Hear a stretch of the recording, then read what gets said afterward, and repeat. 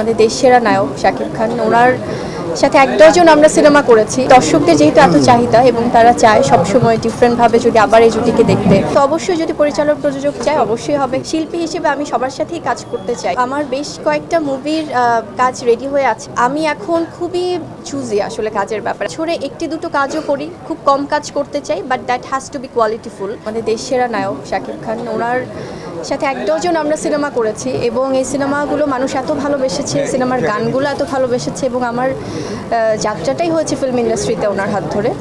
তো ভবিষ্যতে আসলে দর্শকদের যেহেতু এত চাহিদা এবং তারা চায় সবসময় ডিফারেন্টভাবে যদি আবার এই জুটিকে দেখতে পারে তারা, তো অবশ্যই যদি পরিচালক প্রযোজক চায় অবশ্যই হবে কাজ, কারণ আমরা সবাই তো প্রফেশনালি কাজ করছি।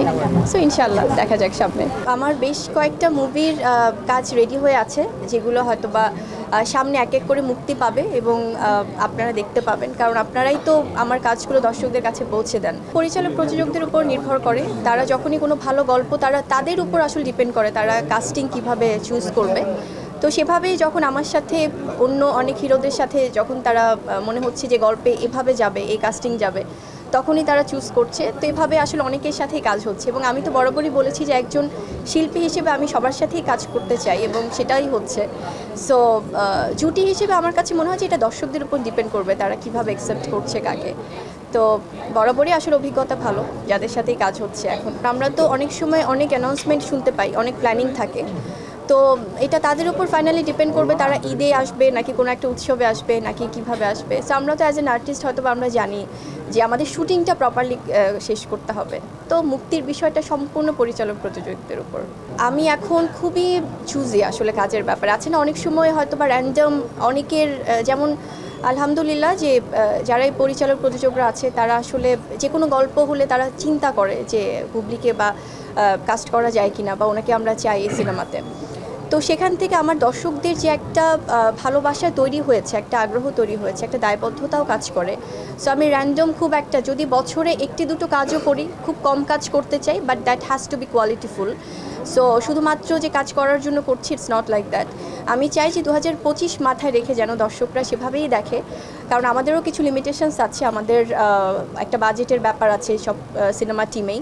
তো সেখান থেকে আমি চাই যে ভালো গল্প, ভালো একটা প্রোডাকশন টিম বা ভালো একটা সব কিছু মিলে যখন হবে তখনই কাজ করব।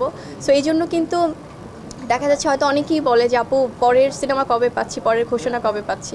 তো আমার মনে হয় যে আসলে ওই কোয়ান্টিটিটা না বাড়িয়ে আমি চাই কোয়ালিটি, যেটা বরাবরই আমি করে এসেছি। সো অনুরোধে ঢেকি আর আসলে চাই না যে না, অনেকেই বলছে ছোটো বোন হিসেবে আছে এই কাজটা আপু একটু করে দেন। সো এভাবে আর চাই না, আমি চাই যে কাজের ক্ষেত্রে যেন আমার দর্শকরা আশাহত না হয়, সেটাই আসলে চাচ্ছি। আমি বরাবরই আসলে কখনোই জন্মদিন খুব ঘটা করে পালন করা হয় না, একদমই হয়তো ঘরোয়াভাবে, হয়তো বাবা মার সাথে বা আমার ছেলের সাথে বা একদমই নিজেদের মতো করে পালন করি। আর শুটিং ফ্লোরে থাকলে শুটিং ইউনিটে সবাই হয়তো নিজেদের মতো করে কেক কেটে সেলিব্রেট করছে। মানে আমার কাছে মনে হয় কি, হ্যাঁ কখনো না কখনো তো হয়তো ঘটা করে পালন করা হবে, যেখানে আমি ইন্ডাস্ট্রির সবাইকে পাবো। তো আছে না অনেক সময় সবাইকে হয়তো একসাথে করতে পারছি কিনা, বা কেউ মন খারাপ করছে কিনা, কেউ থাকতে পারছে কেউ পারছে না, অনেকে হয়তো ব্যস্ত, বা তো ওইসব কারণে আসলে আমার কাছে মনে হয় যেদিন সবাইকে একসাথে করতে পারবো তখন হয়তো ওরকম করে প্ল্যান করব। আর জন্মদিন মানেই তো আসলে হয় যে একটা মানে একটা বছর চলে গেল জীবন থেকে। সো এটাকে খুব বেশি ঘটা করে সেলিব্রেট করাটা আমার কাছে একটু কেমন মনে হয়।